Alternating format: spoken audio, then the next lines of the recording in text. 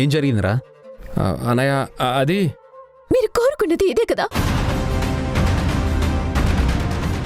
నా విషయంలో జరగాలి అని మీరు కోరుకున్నది ఇదే కదా? అందుకే ఈ ఇంటికి నేను రాను, ఇక్కడ ఉండను అంటే నువ్వు రావాలి, ఇక్కడే ఉండాలి, నేను నిన్ను చూసుకోవాలి అని మా నాన్నకి చెప్పి నన్ను ఇక్కడికి తీసుకొచ్చారు. చూసారా, ఇప్పుడు ప్రతి ఒక్కరూ నన్ను దోషిని దోషిని అని మాట్లాడుతుంటే నా గుండె పగిలిపోతుంది.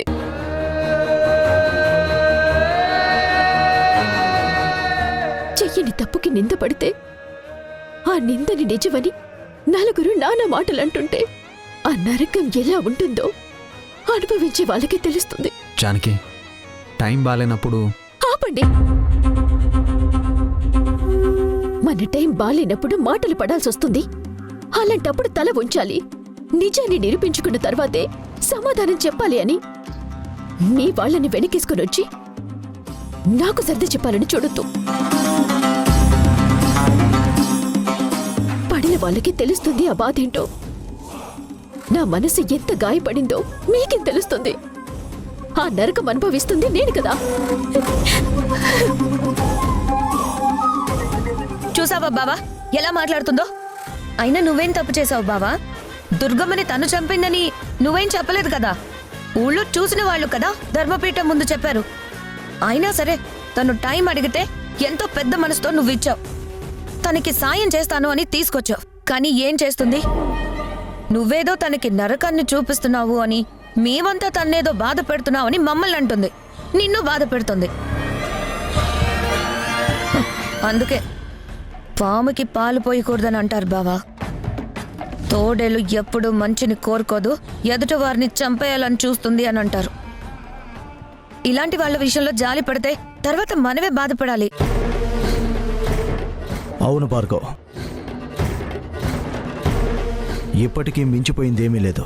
మన ఇంట్లో ఉంటూ మనల్ని నాన్న మాటలంటుంది. అలాంటి అమ్మాయిని క్షమించనక్కర్లేదు. తను తప్పు చేసిందని సాక్ష్యాధారాలు కూడా ఉన్నాయి కదా.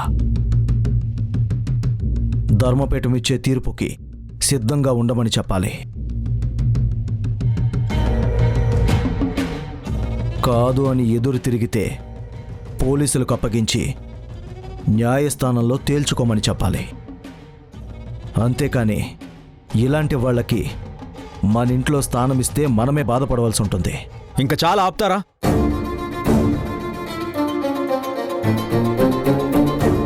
ఎన్నిసార్లు ఇదే మాట చెప్తారు? నేను అన్నీ ఆలోచించే జానకికి టైం ఇచ్చాను. ఆ టైం పూర్తయ్యే వరకు నేను నా నిర్ణయాన్ని మార్చుకోను. అయినా మన ఇంట్లో ఉన్న మనిషి మనతో పాటు భోంచేయడానికి వస్తే తన్ని నానా మాటలు అనడం మన తప్పే అవుతుంది, తనది కాదు. ఆ బాధలో తను ఒక మాట అంటే మనం కూడా తిరిగి 4 మాటలంటే అది పెద్ద యుద్ధమే అవుతుంది. అంటే ఏంటి బావా? తప్పు మాదని అంటున్నావా? ఎస్, తప్పు మీదే. అరే, జానకి భోంచేయడానికి వచ్చినప్పుడు తను ఏమీ అనకుండా ఉంటే సరిపోయేది కదా. అబే, మన ఇంట్లో ఉన్న మనిషి ఆకలితో ఉండడం మంచిది కాదు. నువ్వు తీసుకెళ్ళి తనకి భోజనం పెట్టు.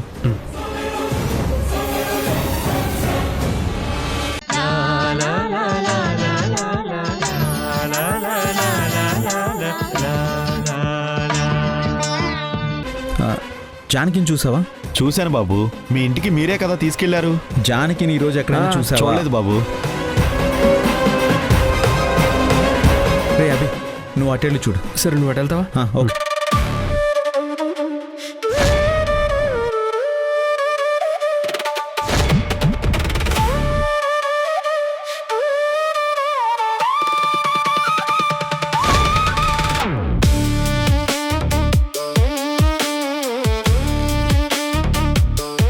అమ్మ, జానకినే ఏమన్నా చూసారా?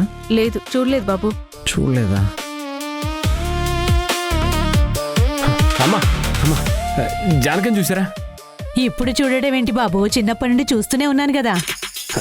అది కదమ్మా, జానకిని ఎక్కడైనా చూసావా అంటున్నా. చెప్పాను కదా బాబు, చిన్నప్పటి నుంచి మా ఇంటి దగ్గర ఆడుకునేది. స్కూల్ నుంచి వచ్చేటప్పుడు మా పిల్లలతో కలిసి వచ్చేది. నేను గుడికెళ్ళినా జానకి నా చుట్టూ తిరిగేది. పిన్ని పిన్ని అంటూ నాతో ప్రేమగా ఉండేది.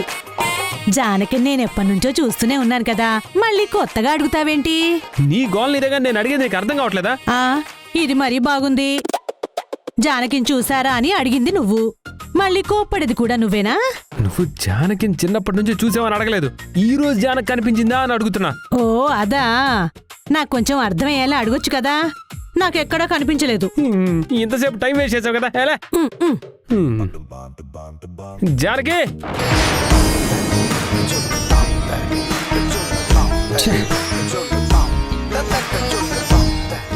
ఎక్కడికి వెళ్ళిపోయావు జానకి? నువ్వు ఎక్కడికి వెళ్ళకూడదని చెప్పాను కదా.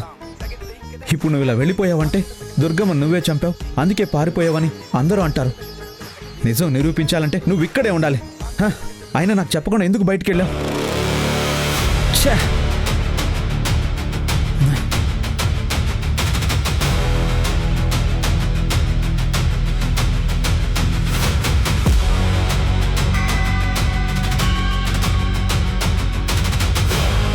నమస్కారం బాబు, బాగున్నారా? నమస్కారం తర్వాత జానకి మీ ఇంటికి వచ్చిందా?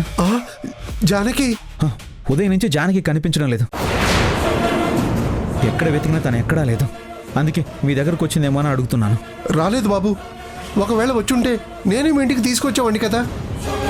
అయినా తను మీకు చెప్పకుండా ఎలా వెళ్తుంది? అదే కదా నా టెన్షన్. అప్పటికి నేను చెప్పాను నాకు చెప్పకుండా ఎక్కడికి వెళ్ళొద్దని, కానీ ఎవరి మాట వినదు కదా. అందుకే ఇలా వెతకాల్సి వస్తుంది.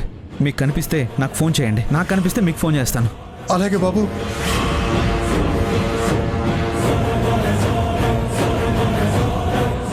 అమ్మ జానకినే ఏమన్నా చూసారా? చూడలేదు బాబు.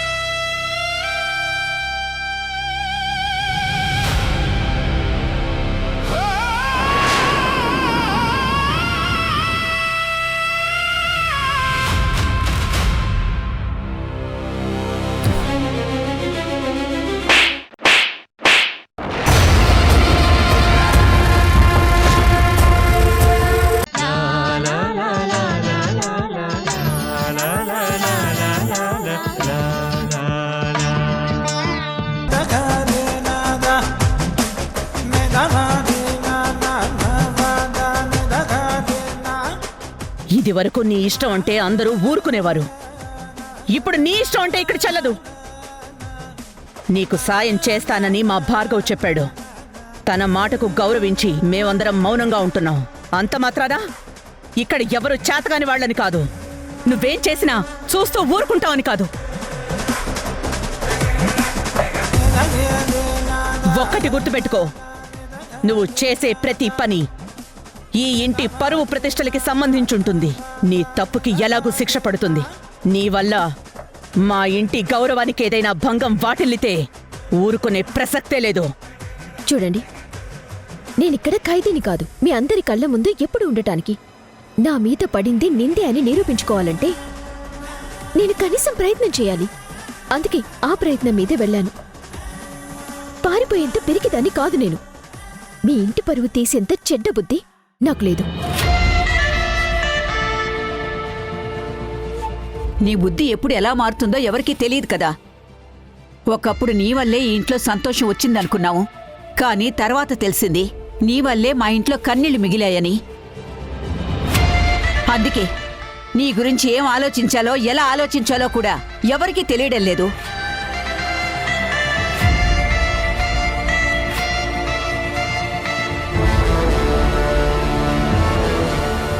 ఒకరు నీ గురించి బాధ్యత తీసుకున్నప్పుడు వాళ్ళకి నువ్వు ప్రతిదీ చెప్పడం మర్యాద అనిపించుకుంటుంది. ఇంకెప్పుడు ఇలాంటి పని చేయకు.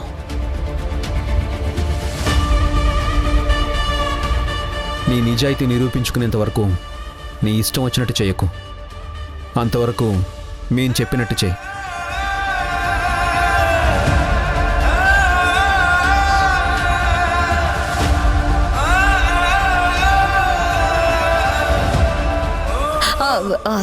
అవును బావా, ఇంటికి ఈవిడ గారు ఎక్కడికి వెళ్ళింది? ఏం ఎంక్వైరీ చేసింది? ఏదో నిరూపిస్తాను అని అంత గొప్పగా చెప్తుంది. అది తెలుసుకోవాలని నువ్వెందుకు ఇంత టెన్షన్ పడుతున్నావు? దీనివల్ల నీకేంటి ప్రయోజనం? మాకేం ప్రయోజనం లేదు, కానీ ఎలాంటి వాళ్ళని సపోర్ట్ చేయడం మంచిది కాదు కదా. మన ఇంటి గురించి ఆలోచించే మేము ఇలా మాట్లాడుతున్నాం. ఇంతకీ జానకి ఎక్కడికి వెళ్ళింది? ఏం చేసింది? అసలు మీరు జానకి గురించి అంత తక్కువగా ఎలా ఆలోచిస్తున్నారు? జానకి పొద్దున్నే ఎవరికి చెప్పకుండా వెళ్ళి దుర్గమ్మ చనిపోయిన ప్లేస్ మొత్తాన్ని వెతికింది. అక్కడ జానకి కొన్ని ఆధారాలు దొరికాయి.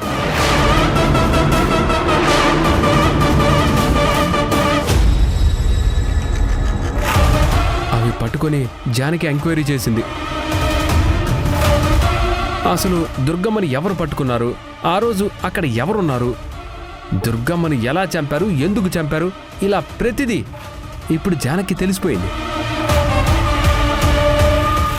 నాకు తెలిసి 24 గంటల్లోగా ఆ దోషుల్ని జానకి ధర్మపీఠం ముందు నిలబెడుతుంది. అత్త ఇదిగో వీళ్లే దుర్గమ్మని అతి కిరాతకంగా చంపేశారు, అప్పుడు దుర్గమ్మ పెట్టిన ఆర్తనాదాలకి కారకులు వీళ్ళే అని ప్రతిదీ బయట పెడుతుంది. ఇంకా ఆ హంతకులు తప్పించుకోలేరు, వాళ్ళ పని అయిపోయినట్టే.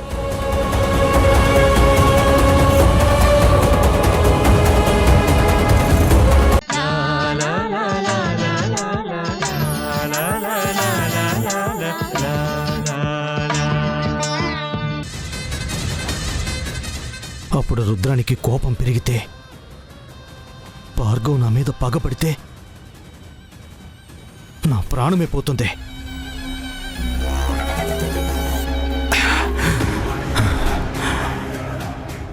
అందుకే జానకిని క్షమించకూడదు. జానకిని చంపేసి నిజం బయటపడుతుందని శిక్షకు భయపడి జానకి ఆత్మహత్య చేసుకుని ఉంటుందని అందరినీ నమ్మించాలి.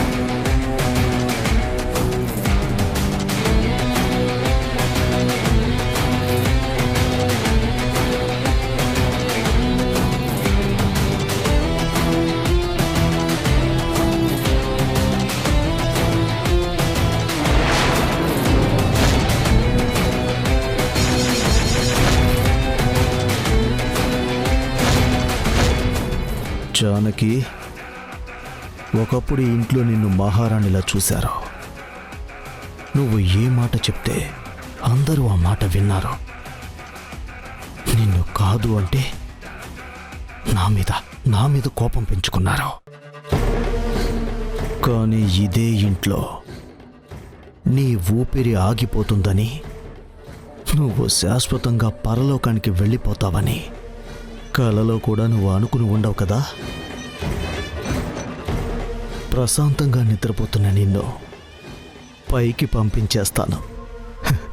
తెల్లవారేసరికి తప్పు చేసింది కాబట్టే భయపడి ఆత్మహత్య చేసుకుంది అని అందరినీ నమ్మించేస్తాను. దుర్గమ్మని చంపిన పాపం నీ ఖాతాలో పడుతుంది. నీ వల్ల వచ్చే భయం నాకు పోతుంది.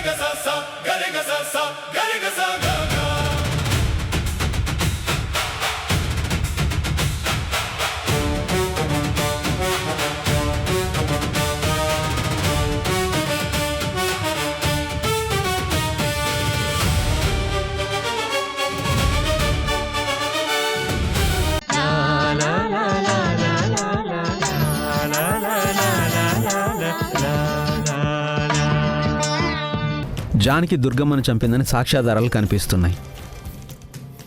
సపోజ్ జానకే దుర్గమ్మను చంపింది అనుకో, జానకి ఆ పని చేయాల్సిన పరిస్థితి ఎందుకు వచ్చింది? Question number 2. దీక్షితులు గారు ఒక గుడికి పూజారి.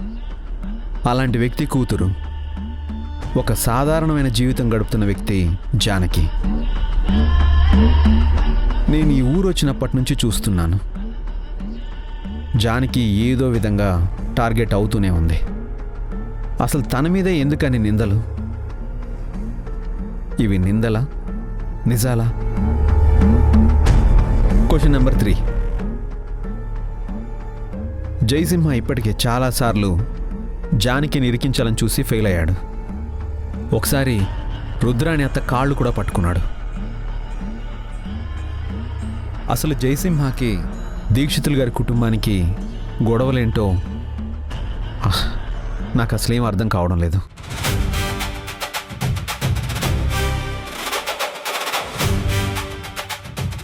నాకొకటి అర్థమైంది. ఆ రోజు నాన్న, నువ్వు నా కూతురివి కాదు, కావాలంటే వెళ్ళి దుర్గమ్మని అడుగు అని చెప్పారు.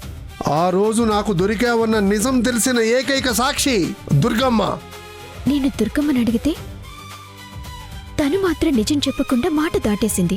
నిజానికి నువ్వెవరంటే అప్పుడు తనలో ఏదో తెలియని భయం కనిపించింది. అంటే దుర్గమ్మ ఏదో పెద్ద విషయాన్ని దాచింది. అది జయసింహకి తెలిసింది.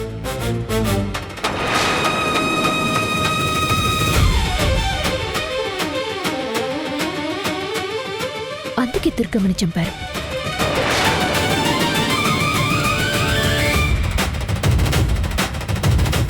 కానీ నేను చేశానని నా మీద నింద వేశారంటే దుర్గమ్మ చావుకి తను దాచిన రహస్యమే కారణమైందా? ఖచ్చితంగా కారణం ఉంది. ఎందుకంటే జయసింహకి జానకంటే కోపం. ఆ కోపంతోనే ఇదంతా చేశాడని మనం ఎందుకు అనుకోకూడదు? ఒక మనిషికి ఇంకొక మనిషిని చంపేంత కోపం ఎందుకుంటుంది? దుర్గమ్మని దేని గురించి చంపాడో నాకైతే తెలియదు, కానీ జానకి మీద నింద వేయడానికి మాత్రం ఒక రీజన్ ఉంది. ఆ జయసింహని జానకి ఎదిరించింది. జానకి వల్ల 2-3 సార్లు ఇబ్బంది కూడా పడ్డాడు. అందుకే జానకి మీద కోపాన్ని పెంచుకొని ఈ అవకాశాన్ని ఇలా వినియోగించుకున్నాడని ఎందుకు అనుకోకూడదు?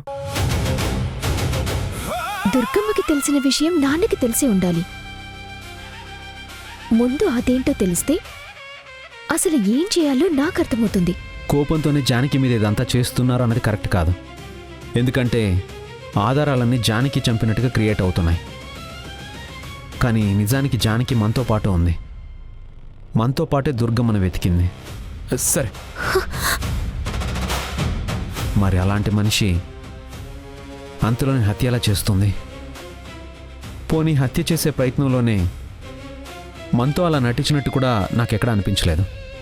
ఒక మనిషిని చంపాలి అనుకున్నప్పుడు టెన్షన్ చాలా ఎక్కువగా ఉంటుంది. కానీ ఆ రోజు జానకి ముఖంలో అదేం కనిపించలేదు. ఇప్పుడు మాత్రం జానకి చుట్టూ ఒక వలయంలా అన్ని ఆధారాలు దొరుకుతున్నాయి. ఖచ్చితంగా దీని వెనక ఏదో ఒక కారణం ఉండే ఉంటుంది. విక్రమసింహ ఇంట్లో సృష్టిస్తున్న అరాచకానికి దుర్గమ్మని చంపటానికి ఏదో కారణం ఉండి ఉంటుంది. ముందదేంటో తెలుసుకోవాలి. జయసింహ వెనక మన మావయ్య ఉన్నారని నీకేమైనా అనుమానమా? ఆ కుటుంబాన్ని దూరం చేసుకుని మనతో ఉంటున్న వ్యక్తి జయసింహకు సపోర్ట్ చేస్తాడని నేను అనుకోవడం లేదు. కానీ జయసింహ ఒక్కడే ఇదంతా చేయగలడా అని నాకు అనిపిస్తుంది. ఇందులో మావయ్య ఇన్వాల్వ్మెంట్ ఏదైనా ఉంటుంది అని నాకేం అనిపించడం లేదు. ఎంక్వైరీ చేస్తాను, నిజాన్ని బయట పెడతాను. నాన్నతో మాట్లాడతాను. అసలు నిజాన్ని తెలుసుకుంటాను.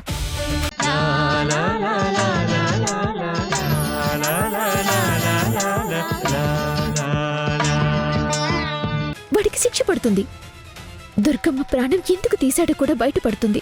నీకు చెప్పాం కదా, నువ్వు వెళ్ళి రుద్రాణి గారికి చెప్పు. మళ్ళీ మేం ధర్మపీఠం దగ్గరికి ఎందుకు? నేరం నా మీద ఉంది కాబట్టి నేను చెప్పే మాటకి విలువుండదు. ఇది మీరు చెప్తే సాక్ష్యం అవుతుంది, శిక్ష పడుతుంది. దయచేసి అర్థం చేసుకోండి. సరేనమ్మా, అలాగే వచ్చి చెప్తాం. కానీ ఏం భయం లేదు పిన్ని, మీకేం జరగదు. కానీ రుద్రాణి గారు నిజం వైపే ఉంటారు. ఈ నిజం ఆవిడికి తెలిస్తే చాలు. ఆ జయసింహ సంగతి ఆవిడ చూసుకుంటారు. మీకు ఎలాంటి ప్రమాదం ఉండదు.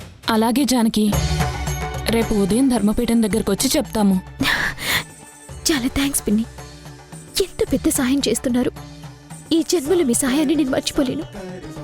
జానకి, అయితే ఇక వాడి కథ ముగిసినట్టే కదా? అవునరా, అన్ని విషయాలు రేపు ధర్మపీఠం దగ్గరే తెలుస్తాయి. పద, వస్తాం పిన్ని. పాపం జానకి ఎంత బాధపడుతుందో చూడు. మనం వెళ్ళి నిజం చెప్పాలి. ఓహో, సాక్ష్యం చెప్తారా? చెప్తా.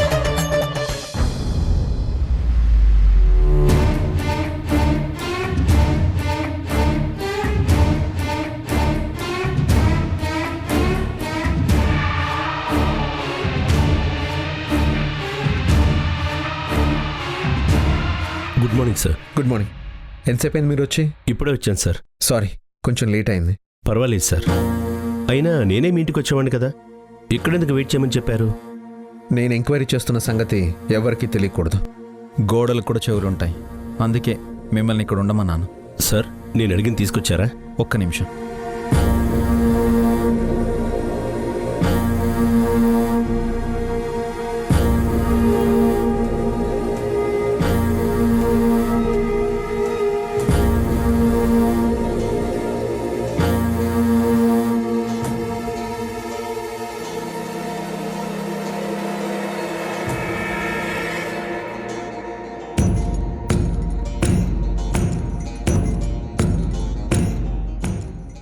ఇదిగోండి, జానకి జయసింహాల ఆధార్ కార్డు జెరాక్స్లు ఇందులో ఉన్నాయి.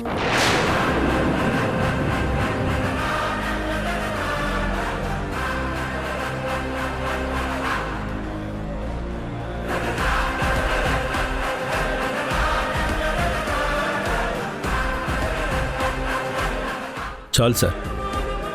ఈ ఇద్దరి మీద డౌట్ కాబట్టి డెఫినెట్గా వీళ్ళ ఫింగర్ ప్రింట్స్ ఆ ఫోన్ మీద ఉన్నాయో లేదో నేను 2 డేస్లో చెప్తాను. ఖచ్చితంగా ఇది పెద్ద ఎవిడెన్సే అవుతుంది. And this is very confidential. బయటికి ఎవరికీ తెలియకూడదు. చివరి నిమిషం వరకు ఈ మ్యాటర్ బయటికి రాకూడదు. సార్, హత్య చేసిన వాడు తప్పించుకోవడానికి ఎన్నో కారణాలు వెతుకుతాడు.